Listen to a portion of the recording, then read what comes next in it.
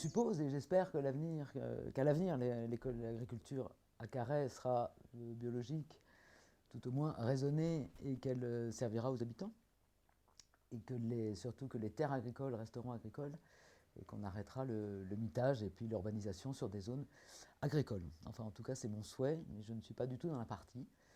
Mais j'espère qu'avec les personnes dans la partie compétentes, on pourra assurer et préserver l'agriculture biologique à Carhaix et dans Power Communauté, bien sûr.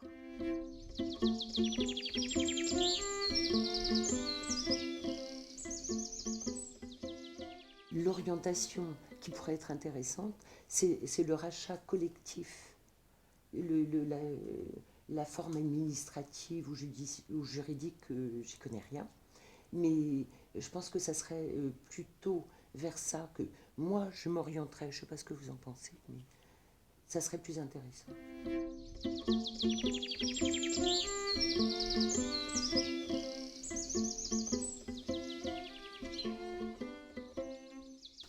Le maire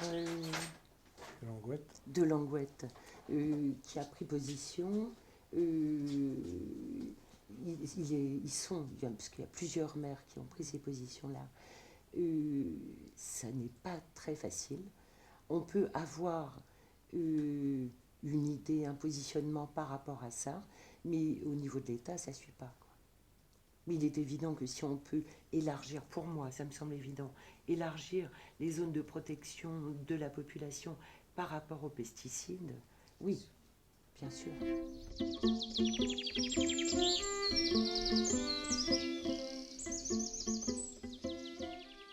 En ce qui concerne Sinutra, très peu de choses nous arrivent de l'usine, sinon que les salariés sont à l'arrêt depuis plusieurs semaines, hein. Ils sont payés à rester chez eux. Tout ce que l'on sait, c'est que Sinutra doit 60 millions à la coopérative du Cotentin, la laitière du Cotentin, qu'il doit de l'argent encore à la Sodial. Avec les nouvelles lois gouvernementales d'il y a un an ou deux, les salariés, même en étant représentants du personnel, ne peuvent pas divulguer à qui que ce soit ce qui revient de la direction. Donc il est très difficile de savoir ce qui vraiment se passe à Sinutra. De toute façon, on sait très bien que cette opération financière des Chinois n'est pas très viable à notre avis, mais la municipalité, si nous sommes à la municipalité, de toute façon, ce qui nous importera, c'est de défendre l'emploi et les salariés avant tout.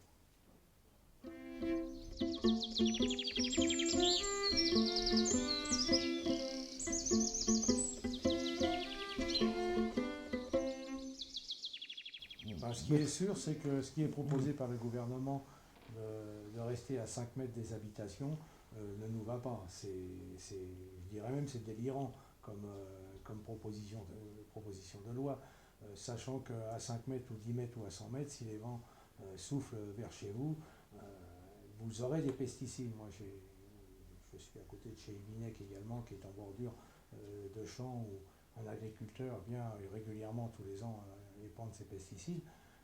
Ça ne me convient pas. Et si on peut, au niveau de la municipalité, faire comme le maire de Langouette et comment ça s'appelle, à côté de Plébin, il y a aussi un maire là, qui après s'est arrêté.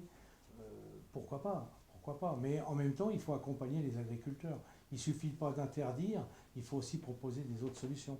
Donc l'agroalimentaire, c'est un gros sujet en Bretagne, puisque de toute façon, enfin, à mon avis, on n'est pas là pour nourrir la France ni la Chine, si vous voulez ce que je veux dire. Mais oui, il faut accompagner les agriculteurs vers une transition plus écologique et une agriculture raisonnée.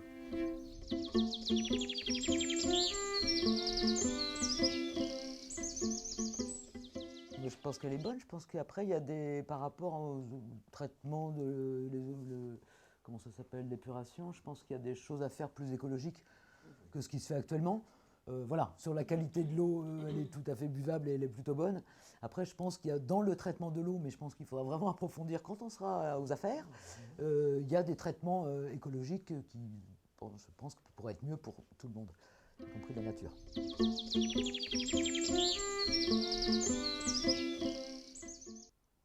L'eau n'est pas une marchandise.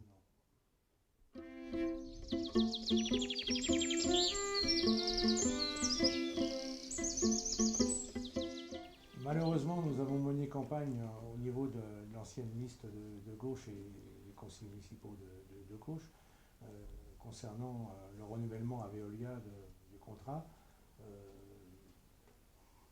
Force est de constater que les Carésiens n'ont pas suivi nos appels à la mobilisation, ce qui a fait que la municipalité a repris il y a 2 ans pour 15 ans un contrat avec Veolia, ce qui ne convient pas. Malheureusement, nous sommes liés par ce contrat et il faudra voir les formes juridiques, si on peut le dénoncer ou pas, mais il y a des gros risques qu'on ne puisse pas faire autrement que d'aller jusqu'au bout de ce contrat. Mais il faut savoir que nous sommes pour une régie municipale de l'eau, sachant également que bientôt cette régie ne sera plus de l'ordre de la commune, mais de la communauté de communes.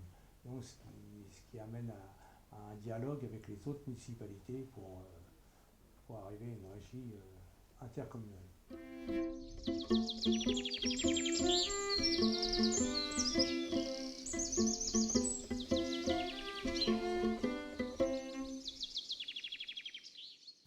Non, c'est ce que je viens de dire tout à l'heure, c'est que nous sommes opposés à ce que l'eau soit une marchandise, comme l'a dit Laure.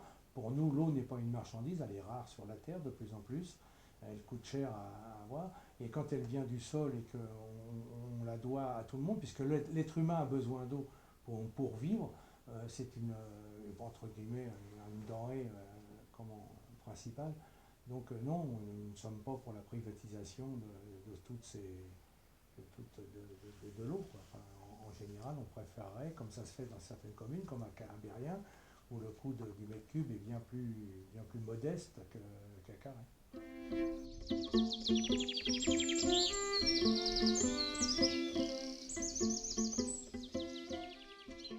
Depuis la mi-septembre, il n'y a pas vraiment de sécheresse en Centre-Bretagne, puisque nous sommes depuis 5 mois et demi avec justement des intempéries et des tempêtes qui nous viennent successivement, pratiquement toutes les semaines. Moi, je pense que c'est dû aussi au réchauffement climatique, au Gulf Stream qui n'a plus ce couloir de régularisation qui se faisait par le passé. Le Gulf Stream est en train de partir. Certains scientifiques anglais l'ont dénoncé il y a déjà plusieurs années.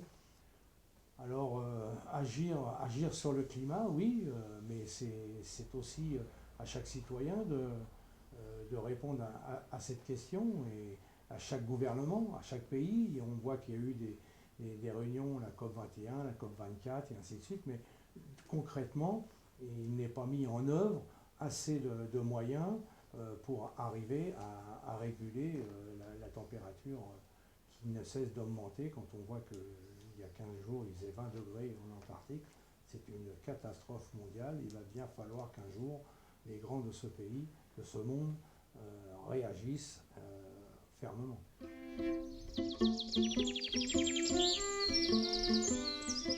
faut les protéger, les zones humides.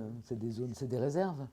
Donc il faut évidemment les protéger, les préserver, les encourager, les entretenir, les faire vivre et les valoriser.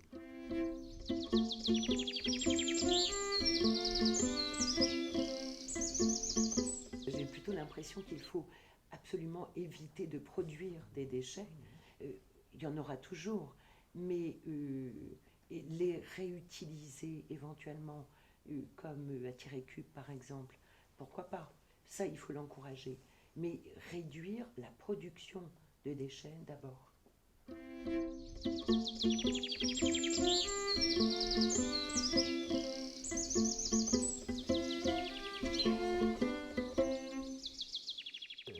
Par rapport aux cantines scolaires, donc ça c'est l'alimentation dite collective, nous on propose un programme plus de 30% par rapport à ce qui se fait actuellement d'approvisionnement en produits bio pour les cantines scolaires qui peuvent évidemment être étendues à toute la restauration collective, les EHPAD, les hôpitaux, voilà, même si on n'a pas la main actuellement dessus, mais tendre vers ça. Il y a des alternatives déjà aux grandes surfaces. Il y a un certain nombre de boutiques bio sur Carhaix. On peut très bien faire les marchés et très bien, voilà. Après, je pense qu'il y a une éducation populaire aussi, mais je pense qu'on ne peut pas non plus empêcher les gens d'aller dans les supermarchés.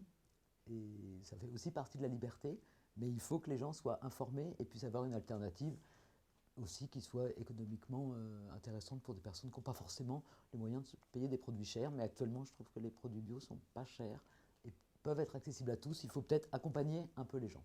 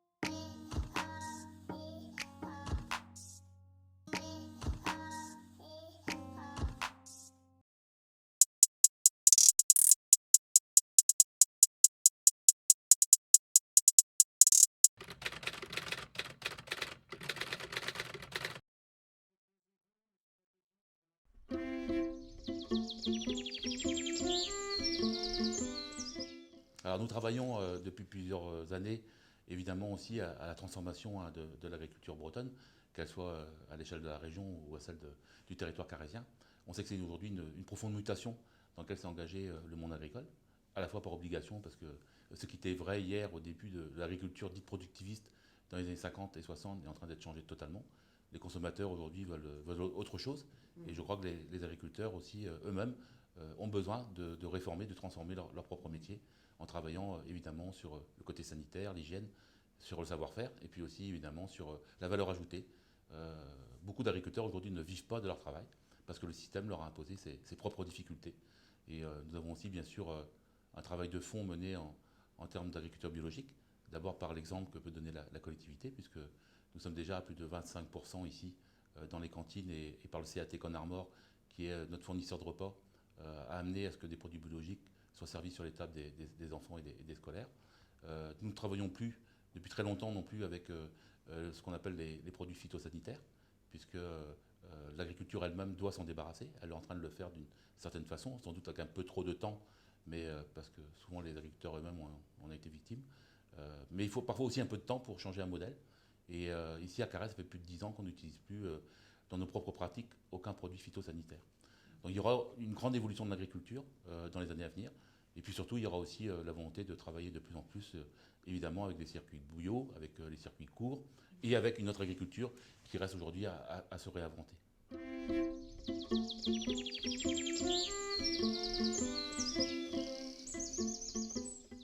Oui, on l'a fait d'ailleurs à Power Communauté, puisqu'on a même eu une ferme relais, comme il y a des commerces relais, qui a permis l'installation d'un jeune agriculteur. Et je pense que c'est une démarche qu'on pourrait avoir aussi avec d'autres jeunes qui pourraient être aidés. Parce que le gros problème aujourd'hui, c'est de la transmission des exploitations, ici comme dans toute la France. C'est la moitié des exploitations qui devra être reprise d'ici 5 ans en Centre-Bretagne.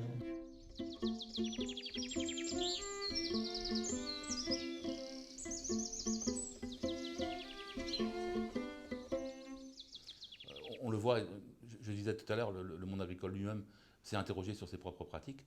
Et puis en même temps, il suit aussi les courants globaux de la consommation et de la société, où la demande du consommateur est totalement différente de celle qu'on a pu connaître jusqu'à présent. Donc je pense d'abord le paysan lui-même réfléchit à son propre métier, et puis nous sommes là, nous aussi évidemment, pour l'accompagner et l'aider dans les démarches nécessaires pour faire en sorte qu'il puisse passer d'un système à l'autre plus facilement qu'il ne peut le faire aujourd'hui.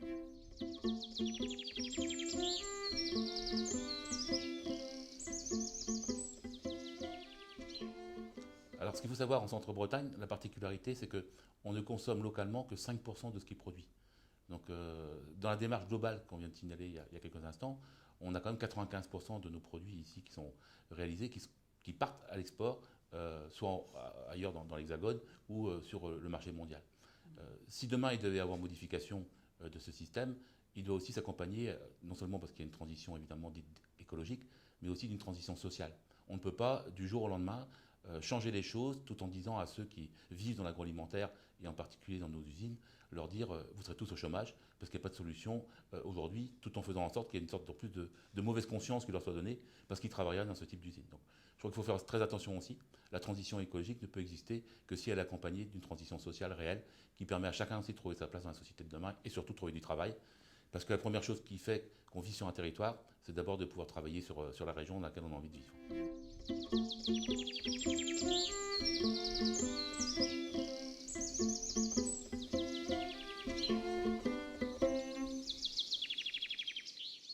Daniel Koeuf était sur notre liste au régional, hein, à Oui la Bretagne, au dernier régional de 2015. Je crois qu'il a surtout voulu être un lanceur d'alerte. Je crois que les distances qu'il a proposées, j'en ai discuté avec lui, ne sont pas celles qu'il forcément préconise ensuite à différents endroits du territoire. Je suis moi-même enfant d'agriculteur. J'ai eu à connaître les effets négatifs des pesticides et tous les produits phytosanitaires, à la fois sur l'environnement, mais aussi sur l'homme, sur l'humain. Et on sait les dégâts que ça peut provoquer. Je crois là aussi que à la fois il y aura la réglementation indispensable. Est-ce que c'est 10 mètres, que c'est 20 mètres, que c'est 50 mètres? Par rapport à un territoire breton qui est particulier, il y a aussi ici une proximité de l'habitat. Et je crois que à la fois, les agriculteurs, déjà, pour une grande part, ont fait des efforts, à la fois dans les matériels, dans les méthodes de traitement, mais aussi par le bon sens. Je sais qu'aujourd'hui, il y a une attention comme de plus en plus forte portée par les agriculteurs eux-mêmes à la question de l'environnement, mais qui devra s'accompagner sans aucun doute d'une réglementation qui restera à définir avec l'ensemble des acteurs de la filière.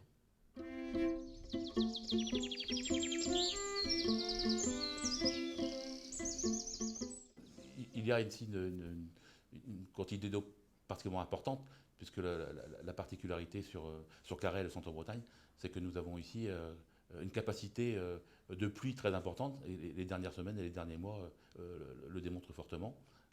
La qualité de l'eau, évidemment, c'est une préoccupation majeure pour le citoyen, et c'est aussi avec les différents partenaires avec lesquels nous travaillons, nous faisons en sorte d'arriver à une qualité de l'eau qui soit la plus grande possible.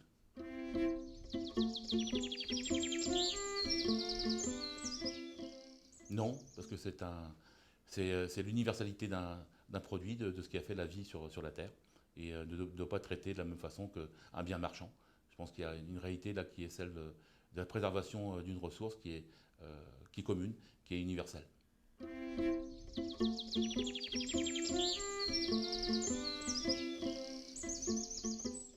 Il faut créer les outils. Et on n'a pas aujourd'hui la grande régie publique régionale de l'eau. Et c'est là qu'il manque. Beaucoup de communes feraient appel à ces régies publiques, où on créerait chez elles, et avec une qui serait à une échelle régionale, pour pouvoir avoir les techniciens et les outils nécessaires. Parce qu'il ne faut pas non plus être dans l'hypocrisie. On sait comment ça fonctionne. On connaît parfois des petites régies publiques dans les petites communes, et c'est très bien, mais qui, lorsqu'il s'agit de changer la canalisation ou de faire réparer une pompe ici ou là, passe automatiquement par une grande société privée. Hein. C'est de grandes multinationales qu'on connaît dans le domaine de l'environnement, parce qu'elles ne peuvent pas faire face elles-mêmes aux problèmes qui se posent chez elles. Donc il faut donner les outils à la fois moyens techniques, humains et financiers, aux régies locales, mais pas une grande régie publique régionale de l'eau, pour qu'elle puisse vraiment fonctionner au mieux dans l'intérêt des habitants.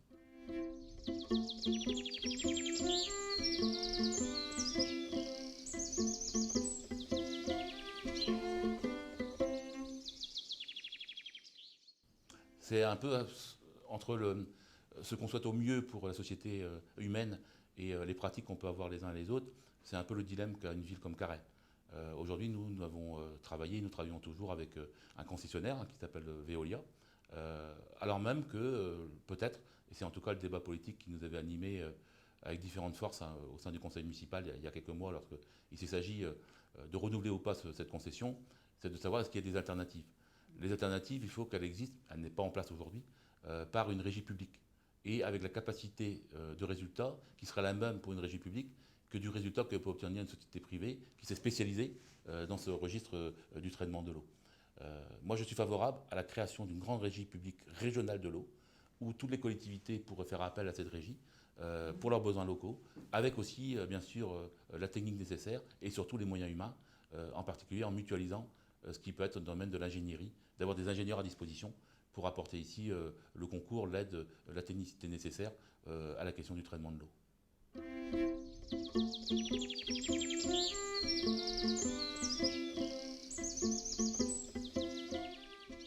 Je crois qu'aujourd'hui, là aussi, je parlais des efforts faits l'ensemble des partenaires. Chacun est à la fois peut-être pas toujours au même niveau, mais on fait en sorte que, comme à chaque fois dans les nouvelles pratiques, et surtout dans la construction de nouveaux bâtiments, l'ensemble des éléments liés au respect et à la protection de l'environnement soient mis en œuvre. En tout cas, dans tout nouveau bâtiment, à chaque fois, cette question-là aujourd'hui est traitée. Et en même temps, pour certains bâtiments existants, on essaye de trouver aussi les solutions nécessaires. Alors, on a un travail de fond qui a été réalisé, parce qu'on a d'abord un classement qui a été fait lors du nouveau plan local d'urbanisme que vous connaissez, ça s'appelle le PLU, qui a été initié en 2013 et qui vient juste de s'achever en fin 2019. Il est exécutoire d'ailleurs depuis le mois de décembre maintenant. Et nous avons adopté le principe à la fois de connaître vraiment l'inventaire global des zones humides de la commune, mais aussi de leur capacité à la préservation.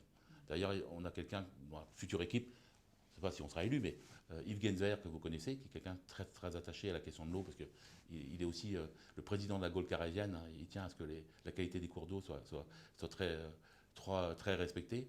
Et il fait en sorte aussi justement d'être celui qui sera garant du respect des zones humides pour les années à venir.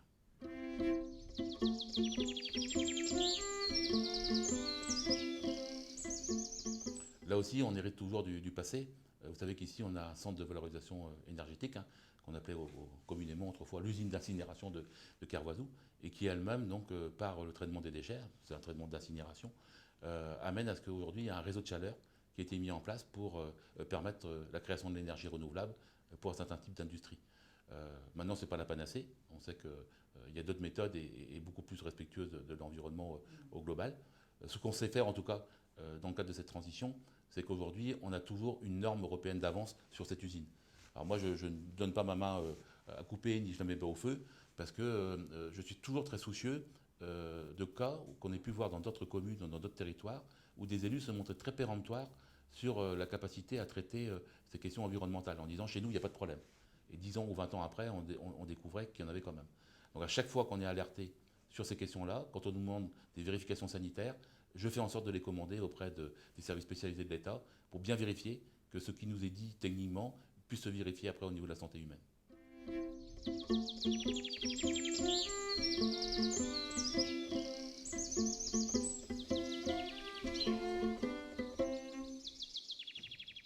Oui, on essaye toujours bien sûr de favoriser ce qu'on appelle le petit commerce ou les AMAP, tous les systèmes alternatifs qui peuvent se mettre en place actuellement.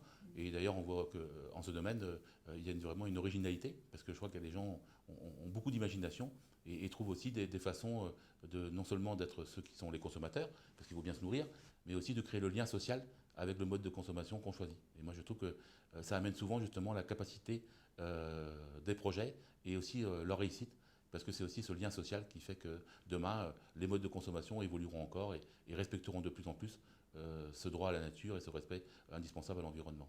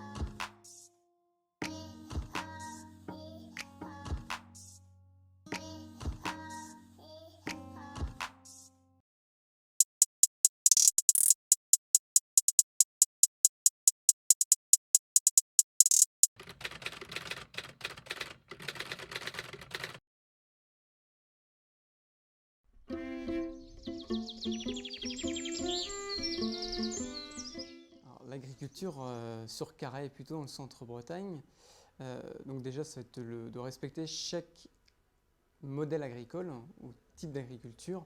Forcément, on va avoir un rôle à jouer plutôt sur les choix qu'on va pouvoir faire dans les écoles notamment. Donc l'agriculture, ça va être aussi de donner l'envie d'entreprendre et de maintenir une agriculture de proximité, une agriculture locale. Donc ça va être aussi de travailler notamment avec les écoles sur la permaculture, sur les jardins de formation, etc. Donner l'envie aux plus jeunes de s'initier et s'intéresser au monde de l'agriculture.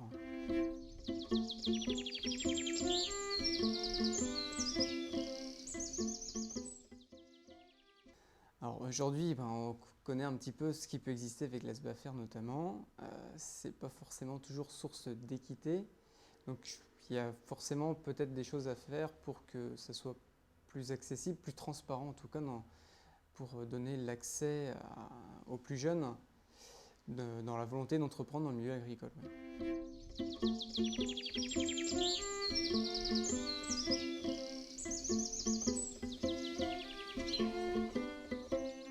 Sur ce sujet-là, forcément, on a tous notre pierre à mettre. C'est un sujet qui est très très large, qui sera plutôt un sujet d'ordre un petit peu national, mais je pense qu'on peut déjà initier un certain nombre de choses pour initier justement et rentrer un petit peu dans cette transition un petit peu écologique de l'agriculture. Alors, qu'est-ce qu'il va falloir faire? Je pense qu'il va déjà falloir se concerter un petit peu sur les possibilités qui peuvent exister. La permaculture en est une. Après, voilà, il faut travailler collectivement pour développer de nouveaux modèles. Ça, j'en suis persuadé.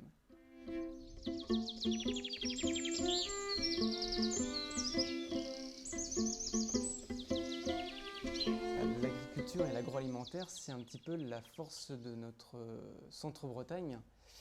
Si on revient un petit peu dans les années 60, il aurait fallu centraliser un petit peu plus l'industrie agroalimentaire peut-être sur notre centre-Bretagne plutôt que l'accès sur le littoral. Aujourd'hui, forcément, une agriculture forte et une industrie agroalimentaire forte peut être un atout pour le développement de notre territoire. L'avenir de Synutra aujourd'hui, je pense qu'il est dans les mains de Sodial. Donc l'avenir nous le dira un petit peu plus tard, mais forcément, ça laissera des traces dans le paysage économique local.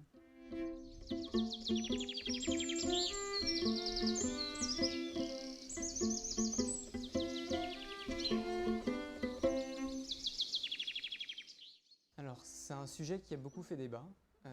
Forcément, on ne peut être que très très sensible à ce genre de choses. Je pense que le bon sens doit l'emporter là-dessus. Forcément, c'est la loi et puis l'ANSES qui veut nous imposer en fait les fameuses distances des zones habitées, mais je pense qu'on peut favoriser la construction ou la plantation de haies, de haies bocagères qui vont permettre déjà de développer la biodiversité et puis de protéger aussi les populations dans un premier temps.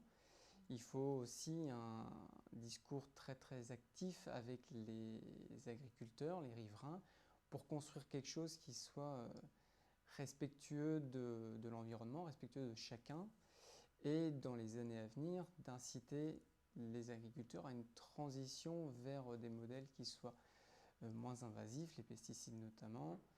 Mais voilà, ça sera, je pense, un travail de longue haleine. Nous, on peut, via des plantations, protéger nos populations, mais sur un mandat électoral local, difficile d'aller un peu plus loin.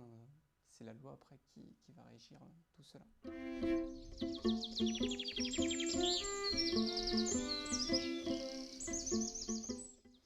Alors, sur la qualité de l'eau, il y a beaucoup à faire sur Carhaix, notamment sur le réseau d'eau potable, la distribution d'eau potable sur Carhaix. On se rend compte que une grosse quantité d'eau qui part des différents châteaux d'eau n'est pas distribuée chez les Carhésiennes et les Carhésiens. Donc forcément, il y a une remise aux normes des réseaux d'eau qui est à faire pour éviter toutes les fuites déjà, et ce qui améliorera forcément aussi la qualité de l'eau qui sera distribuée chez nos concitoyens.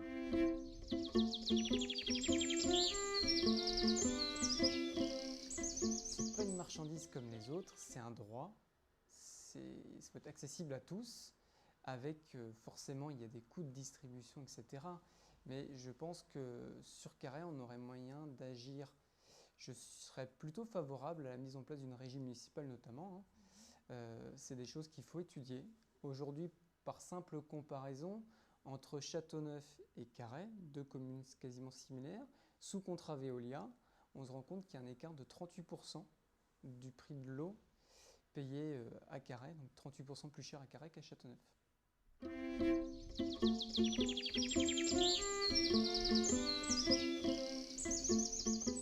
Donc effectivement, ça fait partie des pistes.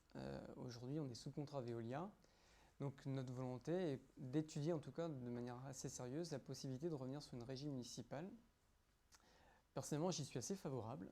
Il faudra juste que l'on s'assure de trouver les compétences requises et il y a aussi des questions d'assurance en termes de garantie de livraison d'eau sur notamment les gros industriels carésiens.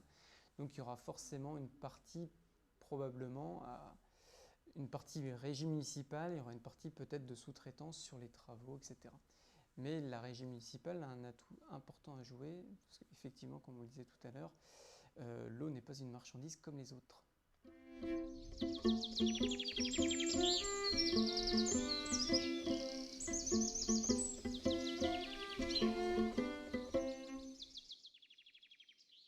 Donc c'est toujours la difficulté des... Alors les petites communes, c'est assez facile d'être en régie municipale. Les grandes communes aussi, elles ont la capacité à avoir les staffs techniques qui permettent de se structurer. Pour les communes intermédiaires, souvent le service des entreprises privées facilite la gestion de l'eau, la gestion des compétences, en termes d'assurance également. Donc c'est souvent par dépit et par nécessité en fait que les communes font appel à ces entreprises privées. Donc forcément je ne peux pas leur jeter la pierre.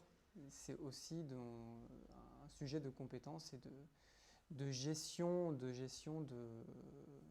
l'intérêt municipal.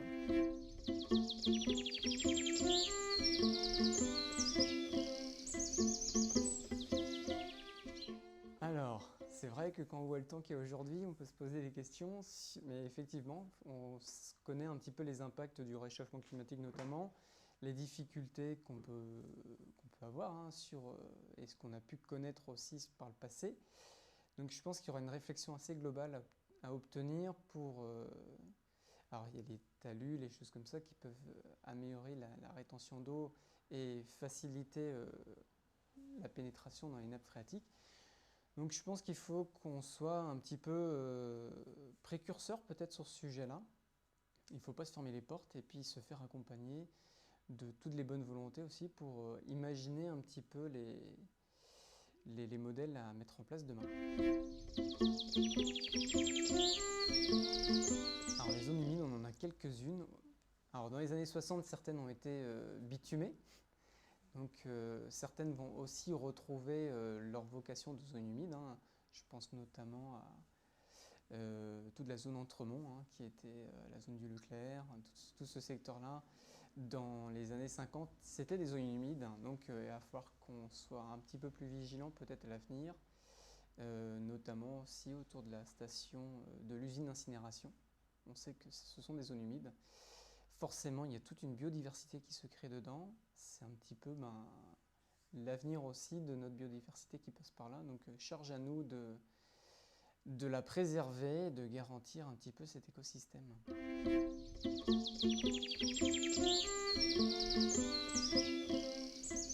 C'est un vaste sujet. Alors, il y a une grosse partie de nos déchets qui peuvent être valorisés. Hein. Je pense à tout ce qui peut être composté notamment.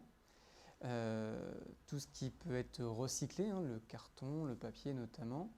Donc charge à nous de travailler en étroite collaboration avec tous les services de l'État hein, pour faire en sorte de les valoriser au mieux.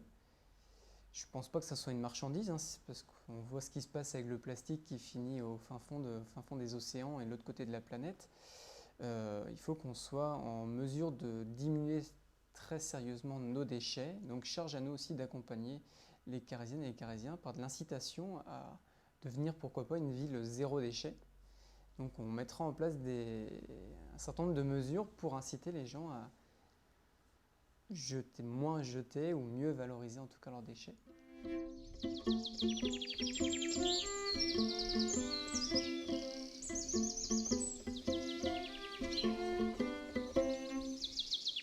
Alors le commerce de proximité pour moi a un atout très important à jouer là-dedans.